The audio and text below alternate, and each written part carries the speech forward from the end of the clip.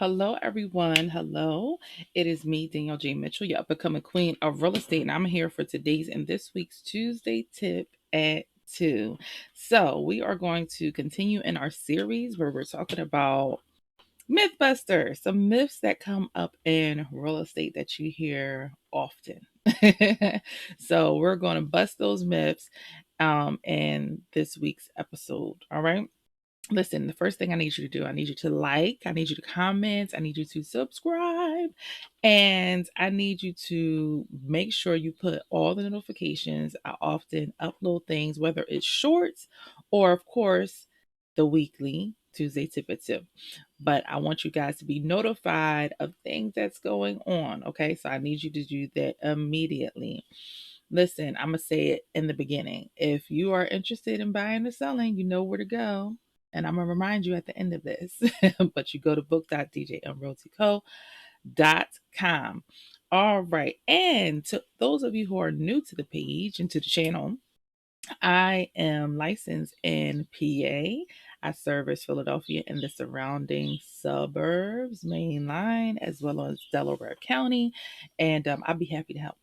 All right, so let's jump right on into it. So, one of the myths that you can hear sometimes is that do you need last week we talked about needing a realtor if you are selling your home, right? So, we're going to kind of flip it to the other side. Do you need a realtor if you are going to buy a home, right? And one of the myths that I came across was, I will get a discount if I don't use an agent. Well, let me tell you a little story. Let me tell you a little story. Do you need an agent to, let's start with this. Do you need an agent to buy a house? You do not. You technically do not. But as I did last week, let me tell you why that may not be the best idea for you, right? So, for example, if you're going into, let's say that you are a qualified buyer, which most times when people are going to inquire about a house, they're not even, qualified yet. They don't have their pre approval. But then I know this being a listing agent, right? When people call and they ask about a property, but if they are, right, a lot of times they've been looking for a while and they've been having a tough go at it, especially in this climate, which again is a seller's market, right? So a lot of times, they're getting beat, or a lot of times they're just plain too late, right? So they inquire, they see something on one of the websites, Realtor.com, Redfin, Zillow, they see something on there, and most times they're just too late to even, inquire about the property because it's on contract, and those sites get information secondhand a lot of times, right? So it's probably already under contract. If it's not under contract, guess what? If you are interested in the property, the listing agent is going to become your agent. That's typically how it works. They're going to be negotiating. They're going to be the ones that are going to represent you, right? Buyers do not pay the commission for the agent. The selling side does, and so all that means is that that agent does not have to split their commission. So to think that you're going to necessarily get a better deal is not necessarily the case. The listing agent may be more motivated, hopefully, to take your offer because they get to keep the whole commission to themselves. But at the end of the day, using the listing agent as your agent as well is not a terrible thing if it works, right? If they're not forcing something, if they're not making you pay more than, maybe what you should or something like that, it can work. It's nothing wrong with it. But you're at the end of the day are going to be represented by a listing agent, the agent, right? So just keep that in mind. So if you go in and you're ready to go, you have your pre-approval letter, you have your ducks in a row, just understand that listing agent is going to become your agent because they're going to be working both sides of the deal, meaning the paperwork.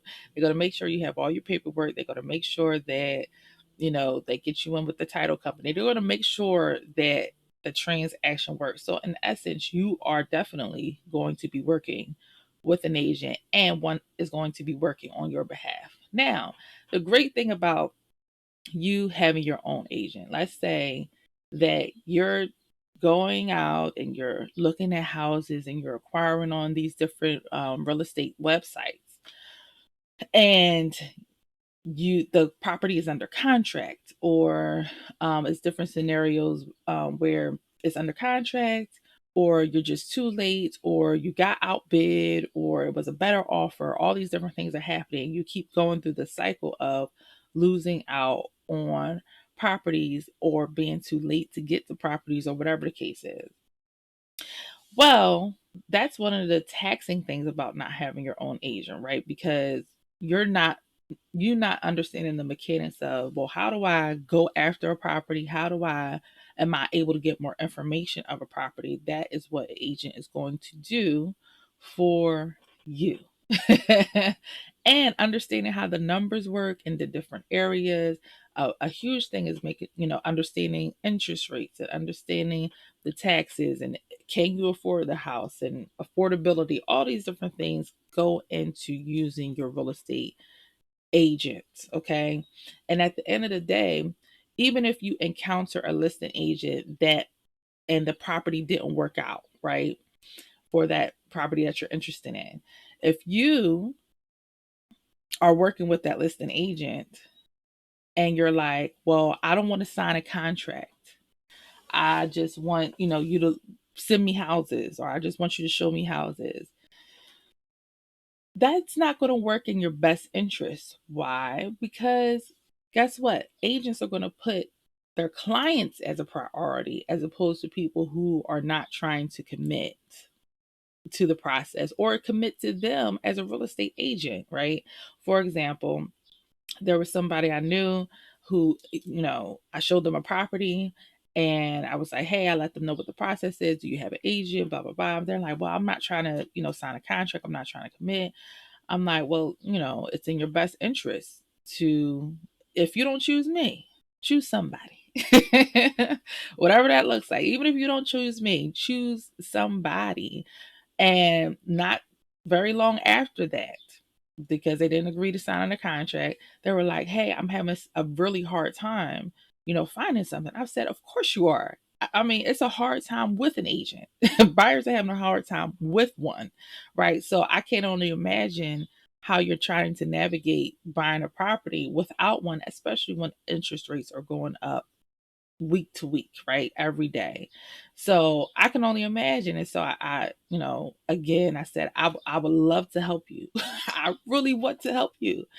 But I also need you to go through this process and sign paperwork because I want to be your advocate. The paperwork protects you, it protects me, so that I can advocate for you, right? So it's a tough go because you're navigating again, an aggressive market. And even when I'm working with buyers, you get a lot of no's and you get a lot of, beaten out, right? But eventually you land one. Eventually you keep things into perspective. But you have an agent who could come up with different strategies and help you, to come up with different ideas and to enable you to win out a bid, right? So all that to say, to have a buyer's agent, to have a realtor represent you and you're the buyer, is very important. It's going to help you. It's going to save you some time. It's going to save you some frustration, and a very already frustrating process. It's already frustrating, right? But you can lessen the weight of the frustration by having an advocate for yourself. So it is in your best interest to use an agent to represent you, somebody that you gel with, somebody that you mesh with, somebody that you can trust, because you are going through a process with that person for the next month, 2, 3, 6 year, however long it takes for you to get the house that you desire, right? That is all for today's and this week's Tuesday Tip or Two.